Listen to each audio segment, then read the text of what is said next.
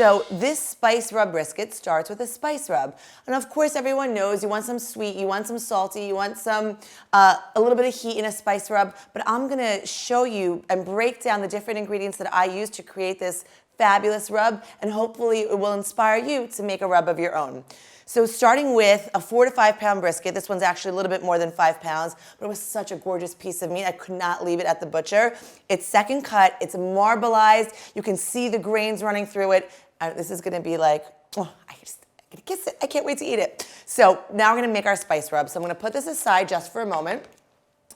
And we're gonna start with not salt and pepper. I'm gonna actually salt and pepper the brisket. We're gonna start with some toasted or minced onion flakes.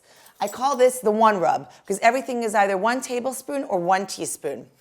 So we're starting with about a tablespoon, and you can be generous. Actually, I'm gonna go a little bit more simply because this brisket's a bit bigger, of minced onion flakes. And then ideally, you wanna use toasted or minced garlic flakes or garlic powder. So again, those are kind of like the usual suspects. So paprika, you can use hot or sweet or smoked, whatever your little heart desires. But again, about a spoon of that, 1 tablespoon as well. And I like to use sugar in the raw or demerara sugar. You can use any sugar you have in the house. Brown sugar would work well. But again, you remember, you want some heat, you want some sweet, you want some salty. That's a really nice balance to a good rub. So 1 spoon in. Now we go to our teaspoon. Here is where we have a little bit of fun. Ginger, excellent in a rub. You can use mustard seed or dried mustard powder, a teaspoon. Now, I know everything's my favorite, but one of my favorite spices is cumin. I love it. I add it to my roasts and to my sauteed veggies and to my roasted vegetables. You saw the cumin carrots in the second lesson.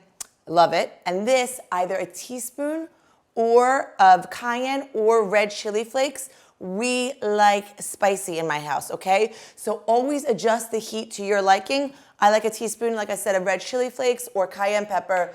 Use a pinch if you're sensitive. Use more if you're like not scared of spicy like us. So we just mix this spice rub together. Great. Real cooks use their hands. Perfect. Basically, you notice that I didn't put any salt and pepper in the rub, and that's for 2 reasons. One is if there's ever a chance that you're not going to use the entire rub, I mean, mine is measured out perfectly for a 4 pound brisket, so you're going to use and need it all, but you want to make sure that just in case, if you're going to rub lightly, or let's say you have some extra rub, that you don't leave out the crucial step of salt and pepper in your meat, and therefore you won't have enough salt and pepper on your brisket. The other reason is because you just want to really make sure the salt and pepper is such an essential step. Like I told you with the classic brisket, you can forget all the spices if you do a really nice salt and pepper, like in Texas when they're barbecuing. A lot of people just go with that Dalmatian rub, that 50-50 salt and pepper. And that's really, in theory, all you need for an amazing brisket and a really beautiful brown and sear and flavor. And you just don't want to miss that crucial step of making sure that all your salt and pepper really is evenly distributed and gets in all the grooves and covers your entire brisket. So I just it's an important step and not really too difficult to just do the salt and pepper on its own. Now we do the spice rub. So basically take the rub, and I'm just going to go around with my hands because we want to make sure that we don't lose any of the rub to just the bottom of the baking dish.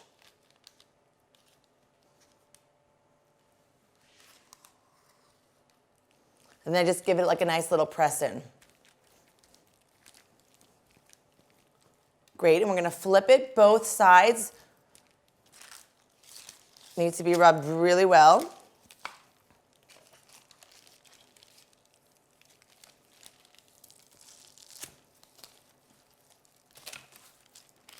Like I said, great looking cut of meat.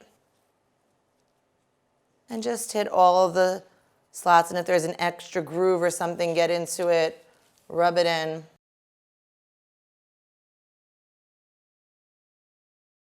What we want to do is at minimum let it rest for 1 hour at room temperature. We want the meat room temperature before we brown it because the meat is more flexible, the juices are evenly distributed, and again, it's going to affect the nice brown that you're going to get on your meat. Ideally, you want to put it in the fridge for 24 to 36 hours, uncovered. For some reason, if you don't want to have it uncovered in your fridge, only loosely cover it with saran. We're not talking about like sealing it shut because then you're defeating the whole purpose of drying out the meat, letting all the moisture come to the top. Basically, the saran would just trap that moisture and make it super wet. So again, if you want the saran loosely covered, ideally uncovered in the fridge for 24 to 36 hours.